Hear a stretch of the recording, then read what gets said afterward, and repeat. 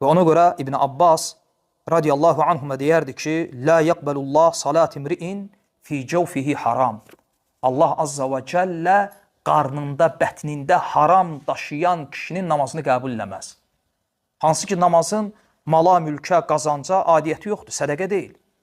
Adam namaza durub, amma qarnında haram qida daşıyır. İbn Abbas deyir ki, Allah azza və cəllə belə kişinin, qarnında haram qida daşıyan kişinin ibadətini qəbul eləməz.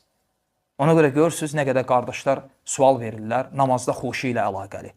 Deyirlər ki, necə edim ki, namazda xoşu sahibi olum. Həmişə cavabda deyirik ki, sən namazın çölündə kimsənsə, namazın içində də osan. Sənin namazın çölündəki həyat tərzi nədirsə, namazın içində də osan.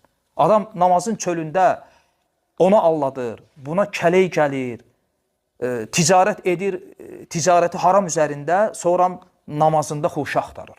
Olmayacaq. Yəni namazın çölündə sən kimsənsə, namazın içində də osan.